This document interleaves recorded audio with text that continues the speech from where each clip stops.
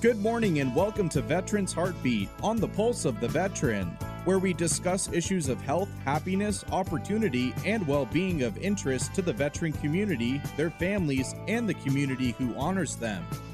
Good morning and welcome to another episode of Veterans Heartbeat, brought to you by River, the Rural Institute for Veterans Education and Research. My name is Jason Zencraft. My co-host Ed Lisofsky is here with me, and he is the Executive Director of River. We welcome you to a weekly wide-ranging discussion of issues, events, opportunities, and needs in our veteran community. Morning, Ed. How you doing? Morning, Jason. We'd also like to thank our sponsor, Farside Signs. They create amazing-looking vehicle graphics that will drive traffic to your business.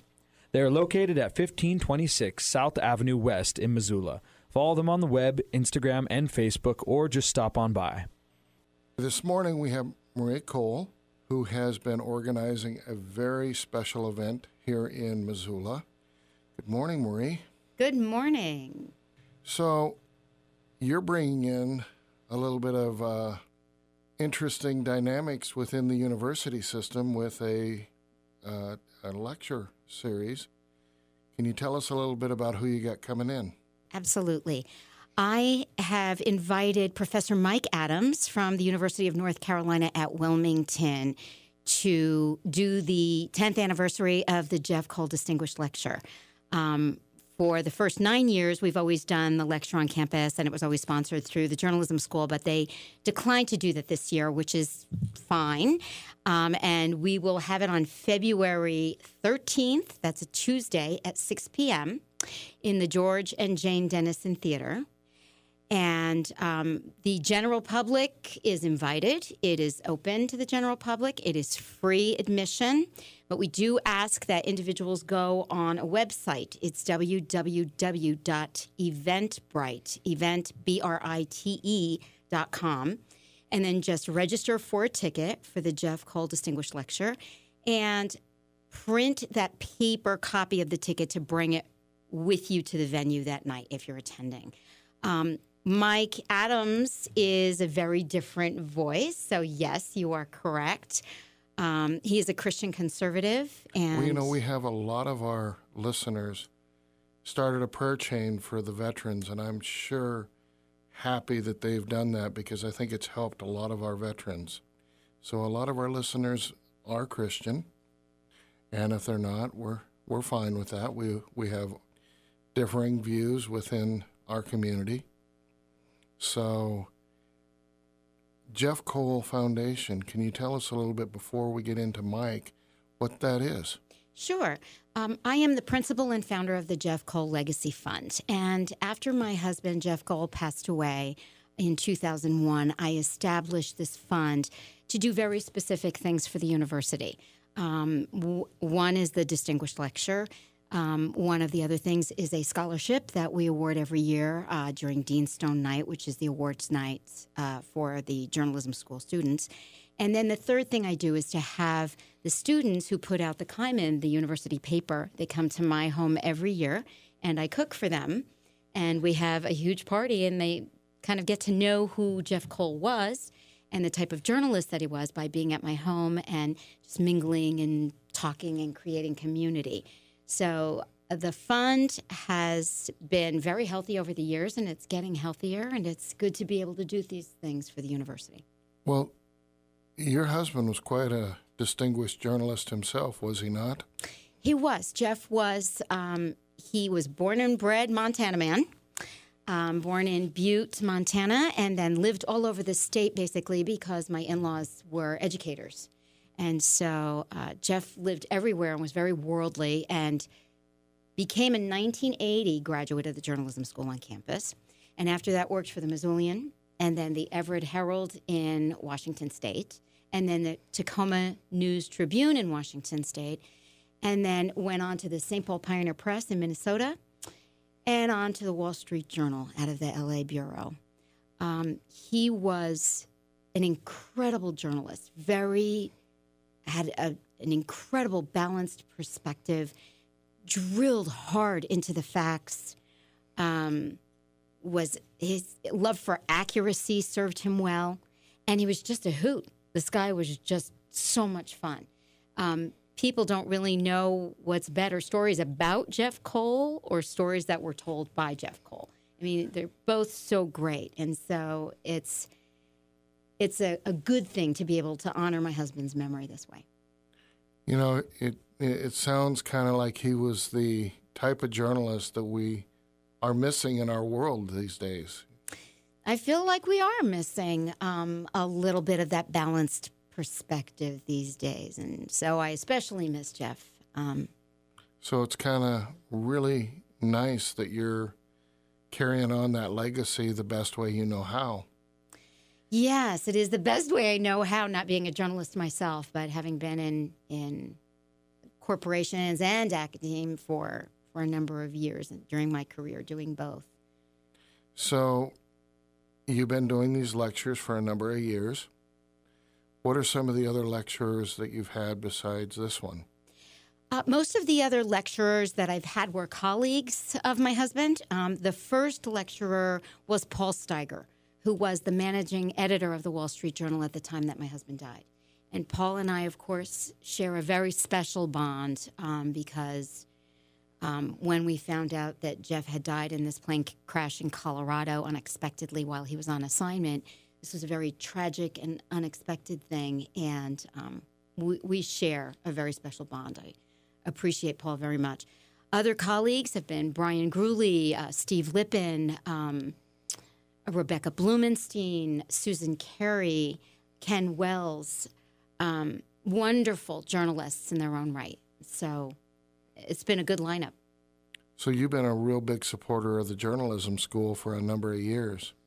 Yes, I've been a benefactor now for 15 years. This will be 15 years with the scholarship that we hand out in 2018. Well, that's commendable. It's really nice that you're supporting journalism. I mean, the truth needs to be out there one way or another. Facts are the facts. Yeah, they are. And I just received a question, as you know, a few minutes ago about, how does Mike Adams tie in with the veterans? I mean, where's the link? I was going to go with... No, really.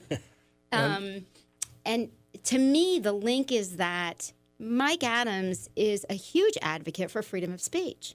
And those First Amendment rights are the very thing that veterans fight for. You fight for all of these freedoms that we have, freedom of speech being one of them, freedom of press being another, freedom to express ourselves openly.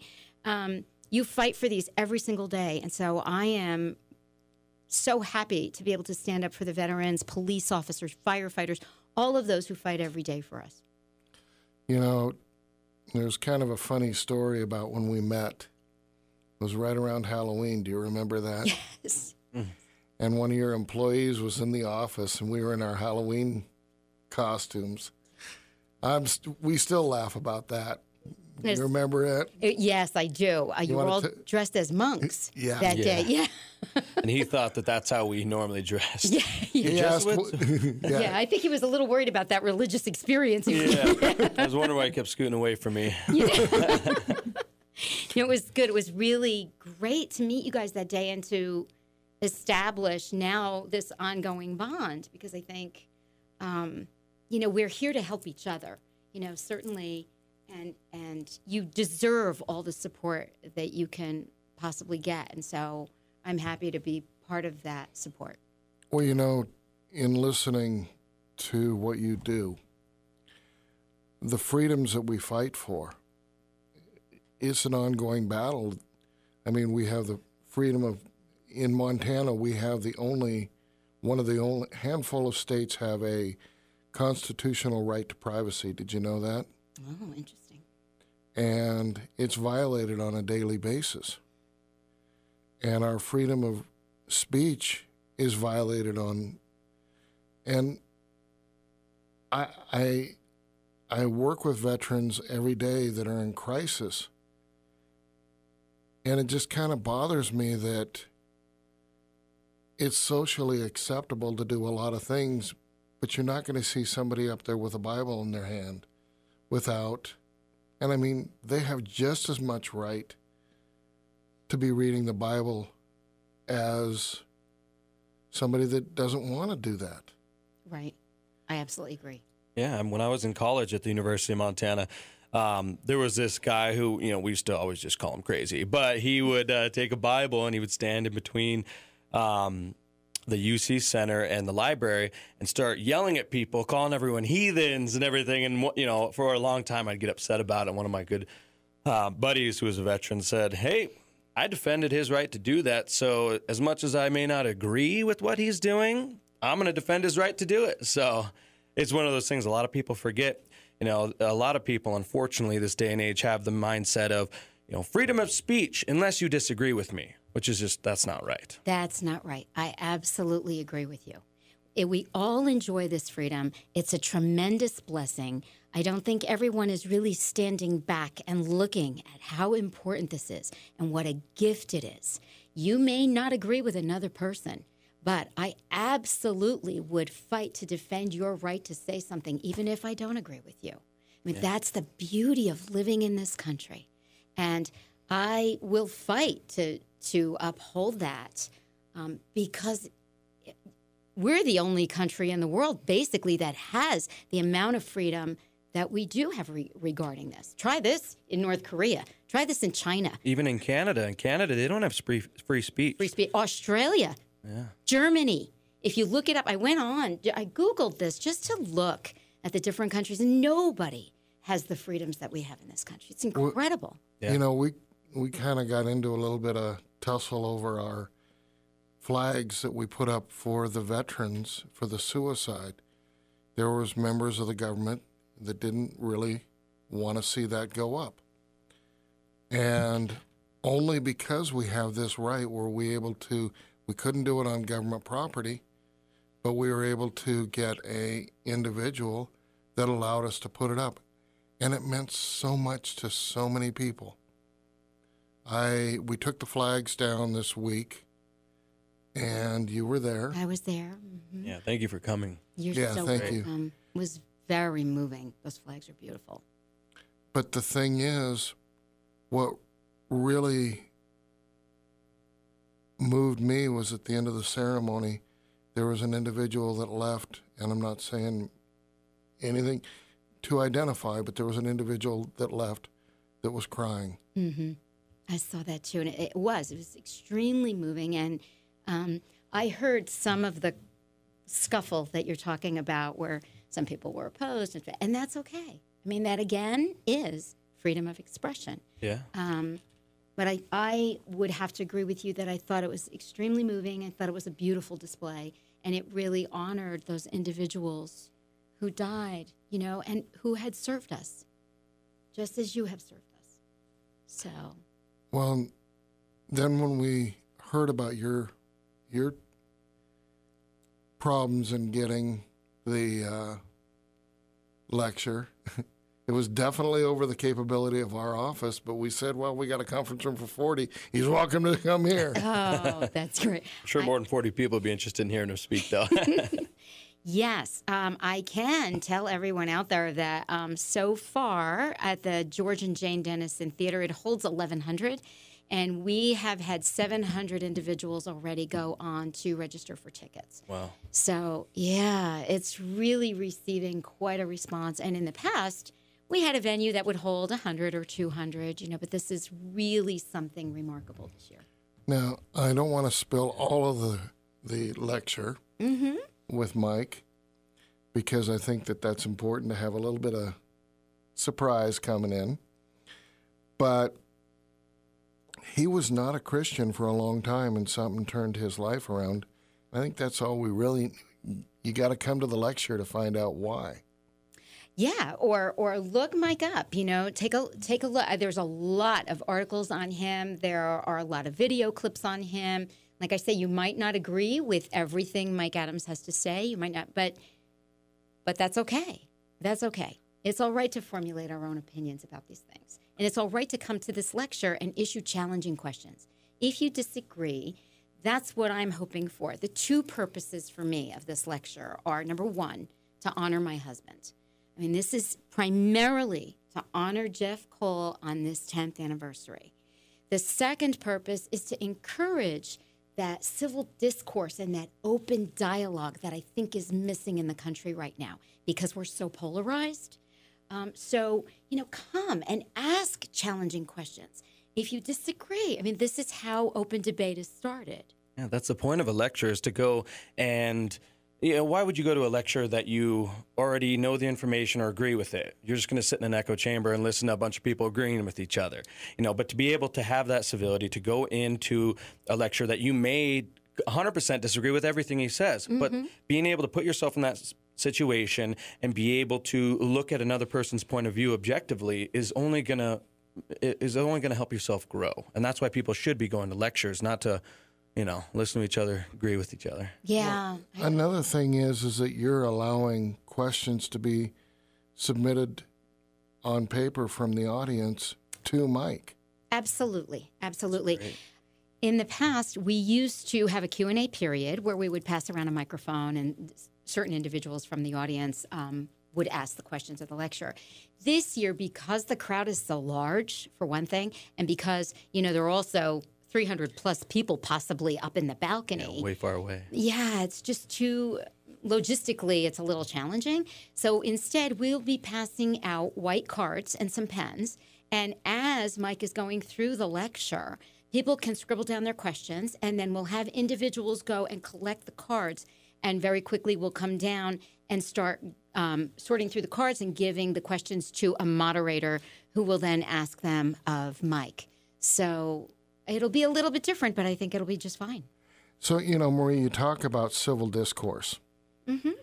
We've all watched the TV shows where it turns into the Jerry Springer comedy hour where, people are throwing things at each other and everything else. Can you describe what you're looking for civil discourse or civil discussion within this? Absolutely. What we're going to do is we'll have several easel stands as people come into the venue. So there will be a lot, before they even go to sit down, there will be a lot of things to look at. One of them will be, we will have the First Amendment sitting there, front and center. So everybody can really take a look at the First Amendment and how that reads. We'll also have a poster on what we call professional demeanor or appropriate conduct. These are just the simple things that we expect during this lecture. And basically it just says, ask those challenging questions, seek to understand, be inquisitive, look to learn something, enjoy the time that you're having there with others. Listen to what the other questions pose as well. Just really dive in. And like you said, learn something. Yeah. That's what we're hoping for. And a lot of times I've taught quite a bit. You learn from your students more than you learn. Now, is Mike a journalist also? Mike writes a political column for townhall.com on a regular basis. And so he's been doing that for a number of years. He's also been on many radio and television programs. He has spoken at many universities. So he's very willing to come. He's very calm about coming. He's really embracing this opportunity. I mean, he's just unabashed. He's just loving it, I have to say. It's really fun to email back and forth with him and see, he's happy to come to Montana. Yeah. Well, it's beautiful. It is. Marie, you talk about being able to talk in a civil manner, even if you don't agree or disagree. Mm-hmm. This is the first year that it's not being sponsored by the School of Journalism. That's kind of a shame. Is that kind of been an issue? What's going on there? Well, that is a good question. It's a very fair question.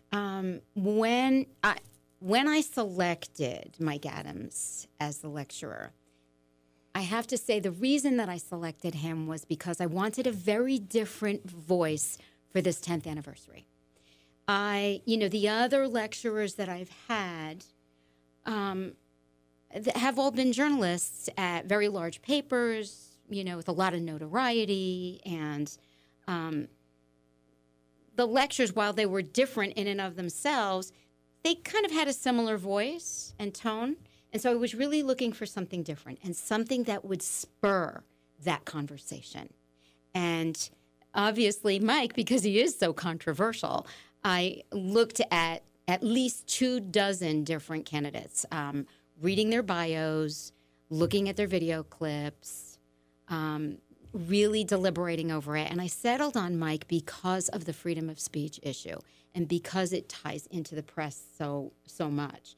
And I was actually astonished when the dean did not embrace this choice, I have to tell you. Well, I'm kind of shocked, but not really shocked, because it seems like in higher education, there is one train of thought. Now, Mike is interesting because he had to fight for his tenure. Can you explain that a little bit? Yes. There was a very big court case that he engaged in. What happened was Mike had been, as you noted earlier, a liberal and an atheist. And then along the way, he had changed to being a Christian and a conservative after he experienced some very life-changing things. And after that happened, the university started treating him differently. And in 2006, when he came up for tenure as full professor, he was denied that tenure. And so he thought about this and then decided to contact the Alliance Defending Freedom, and they fought. They engaged in this court battle, and 7 years later, the Supreme Court in North Carolina came out with a decision in Mike's favor and said he had to be awarded full tenure and receive the back pay and have his court costs taken care of. So this was a very significant battle and actually a very significant win for freedom of speech, because part of what their denial to him was that he was writing in this politically charged publication, townhall.com, very conservative. And so that was part of the reason that he was denied the tenure. Yeah. So, It's really interesting. We've gotten a lot of students that have attempted higher education.